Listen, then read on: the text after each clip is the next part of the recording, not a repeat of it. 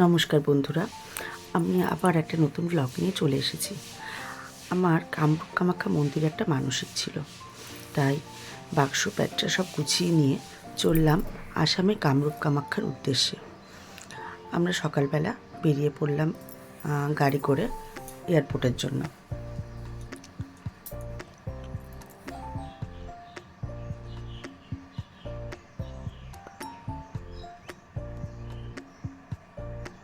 ঢুকে গেলাম এয়ারপোর্টে। এটা আমাদের কলকাতার দমদম এয়ারপোর্ট, মানে নেতাজি সুভাষচন্দ্র বোস এয়ারপোর্ট।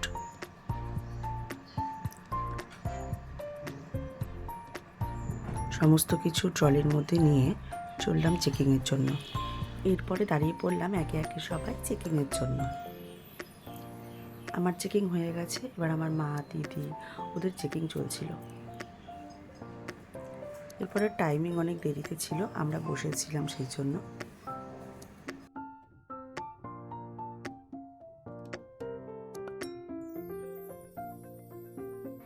এয়ারপোর্টে বসে কি করব, তাই একটু নিজেরা গল্প গুজব করছিলাম। দু বোন এখানে বসে খুব গল্প করছে, আমি ওই এয়ারপোর্টে একটু ভিডিও করছিলাম।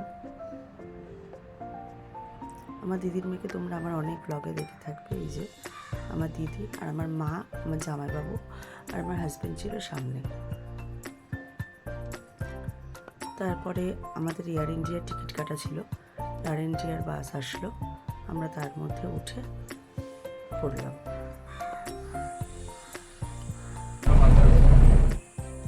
একসাথে সবাই বসেছিলাম আমরা। আমার হাজব্যান্ড ছিল আমার সামনের সিটে বসাই, আমার মা।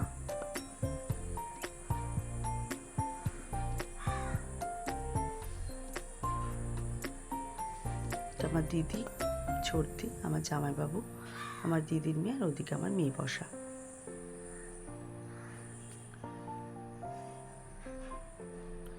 এরপর আমরা এয়ারপোর্ট দেখতে দেখতে চলে যাচ্ছি এয়ার ইন্ডিয়া ফ্লাইটের সামনে।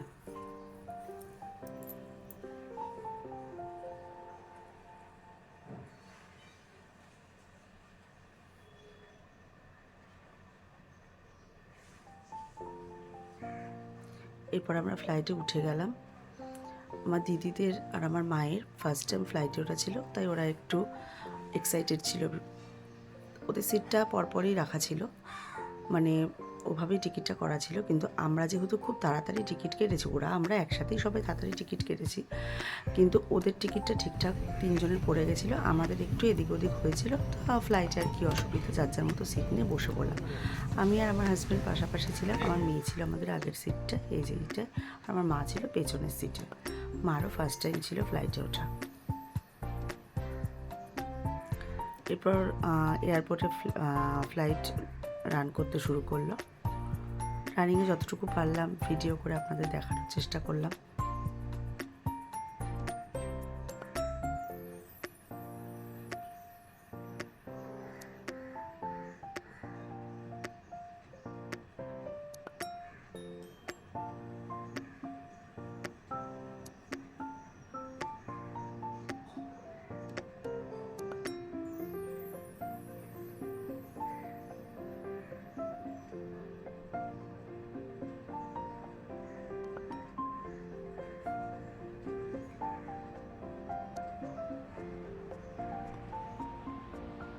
এরপরে আস্তে আস্তে ফ্লাইটটা উপরে উঠে গেল।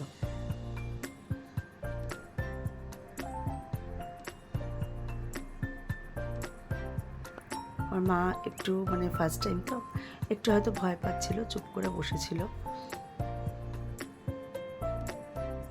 এই যে আমরা সবাই যার মতো চুপচাপ বসে আছি। বাইরের মানে ওই ফ্লাইট থেকে আর কি আকাশ টাকাশের ভিডিও পিকচার শ্যুট করছিলাম। কী বা করবো, ফ্লাইটে বসে তার কিছু করার মতন থাকে না।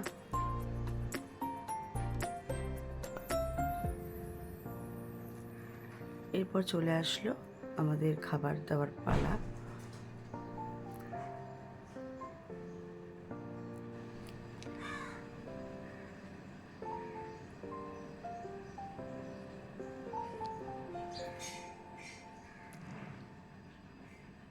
এই দিয়েছিল আমাদের খাবার, একটা স্যান্ডউইচ, একটা জুস আর একটা জলের বোতল।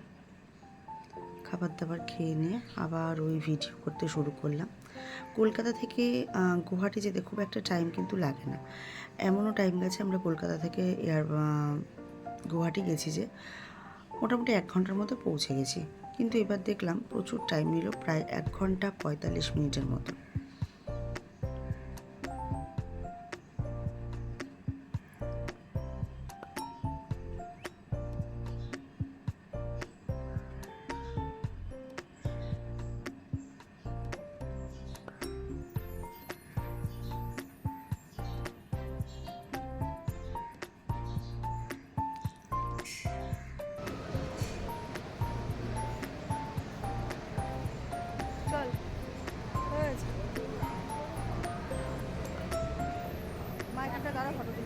এরপরে প্লেন ল্যান্ড করে গেল। আমরা এয়ারপোর্টে নেমে এই একটু দাঁড়িয়ে কথা টথা বলে টয়লেট গিয়ে তারপরে যার যার মতো লাগেজ কালেক্ট করতে চলে গেলাম। এয়ারপোর্টটা ভালো ছিল, ভীষণই সুন্দর ছিল, ফটোশ্যুটের জন্য জাস্ট দারুণ। ये ट्रिप कंप्लीट करने का बाद भी आपका पास ड्राइवर का डिटेल्स फोन नंबर रह जाता है ना, उससे कांटेक्ट करने से होगा। अगर वो ड्राइवर नहीं देता है ना तो हमारा एक यूनियन है, वो ड्राइवर का नंबर गाड़ी नंबर को यूनियन को भेज देने से ना यूनियन वाला निकाल के दे देगा। এরপর আমরা এয়ারপোর্ট থেকে বেরিয়ে ক্যাব, আমার ভাই আর বোন মানে আমার মাসির বাড়ি থেকে আমরা উঠবো, তোমরা সব দেখতেই পাবে। আমার ভাই আর বোন দুজন দুটো ক্যাব বুক করে দিল, আমরা ক্যাবে করে চলে গেলাম ওদের বাড়িতে। এটা হচ্ছে গুয়াহাটির শহরটা, আমি যতটুকু পেরেছি গাড়ি থেকে তোমাদের জন্য ভিডিও করে এনেছি। আর এখানকার লোকেরা খুব ফ্রেন্ডলি হয়, খুব অতিথিপরায়ণ হয়। এই যাওয়ার সময় যে দাদা ছিলেন মানে ড্রাইভার দাদা, আমাদের সাথে প্রচণ্ড গল্প করতে করতে যাচ্ছিল। মানে এই একটা জায়গা যেখানে বোঝা যায় না যে আমরা অন্য কোনো দেশে আছি। এখানকার লোকেরা প্রচণ্ড অতিথিকে খুব ভালোবাসে।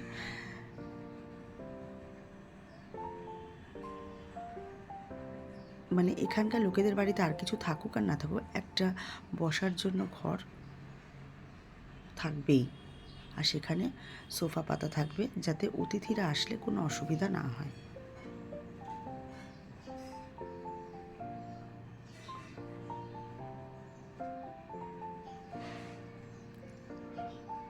গুয়াহাটি পাহাড়ে মোড়া শহর, এরকম ছোট ছোট বাড়িগুলো পাহাড়ের মাঝখানে দেখতে ভীষণ ভালো লাগে। আমার এই নিয়ে প্রায় 4-5 বার গুয়াহাটি যাওয়া।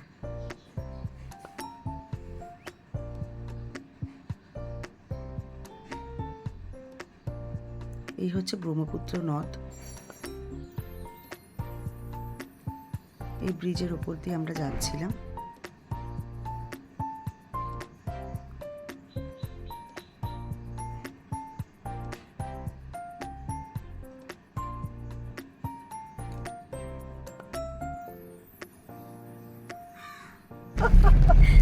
এখানে বিহু হয়েছিল, ওদের একটা বিহু নাকি হয়ে গেছে বৈশাখ মাসে, এরপরে আরেকটা বিহু হবে, সেটা হলো এটা भी खत्म हुआ ही नहीं अभी तक।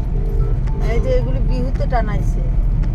नहीं ये ईद का, এটা ও এটা মা তো লয় বিহা আমার গাড়ি চলাই আছো মানে ভাড়া তো পাইছো, আর যদি পা মানে সারক লৈ আহিমগে, সারক আনিলে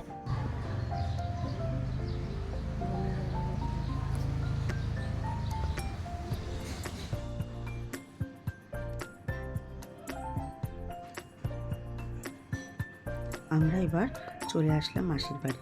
এই যে আমরা গাড়ি থেকে নেমে গেছি, কিন্তু আমার মা আর 2 জামাই মানে আমার জামাইবাবু আর আমার হাজব্যান্ড একটা গাড়িতে ছিল, গাড়িটা তখন আসেনি। এই যে গাড়িটা ঢুকছে, আমরা ওখানে দাঁড়িয়ে ওদের গাড়িটার জন্য ওয়েট করছিলাম। এই যে গাড়িটা চলে এসছে।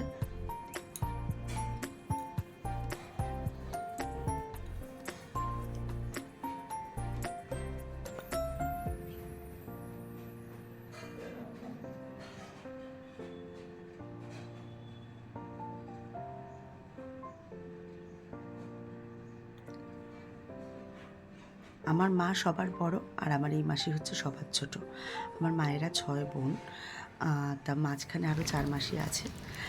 আমার মায়েদের ছোট মাসির বাড়িতে আমরা এসেছি। আমরা ক্যাবের ভাড়া টাড়া মিটিয়ে দিয়ে মাসির ঘরে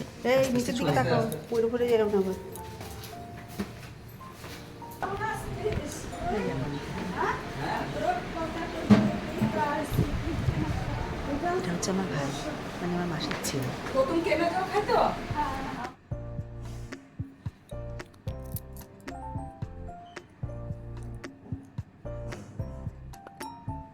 এই যে চলে আসলাম মাসির ঘরে।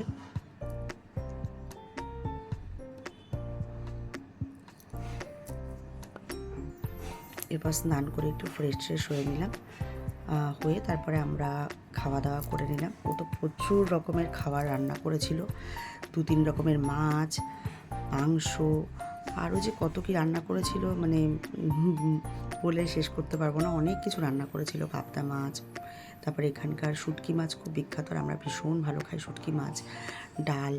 আর আমার হাজব্যান্ডের তো খুব রেস্ট্রিকশানে খেতে হয়, ওর জন্য আলাদা রান্না, ওটা কিছুটা মানে সব রেডি করে রেখেছিল, আমি গিয়ে করেছিলাম। মানে ওর রান্নাটা সবাই ঠিকঠাক মতন বুঝতে পারে না, তো একটু ভয় পায় তাই। তারপরে আমরা, আমার মাসির মেয়ে, আমার বোন, ও আসছিল আর কি, মানে ও তো বিয়ে হয়ে গেছে, শ্বশুরবাড়ি থেকে আসবো বলে আমরা একটু রাস্তা দিয়ে আগিয়ে গেলাম, যে ওকে আসছে শুনে যে ওকে নিয়ে আসবো। আমরা আর আমি তো যখনই টাইম পাই আপনাদের দেখানোর জন্য একটু ভিডিও করে নিই। গুয়াহাটি শহরটা তো দেখালাম, ভেতরটা কীরকম তাই দেখানোর জন্য একটু ভিডিও করে নিই।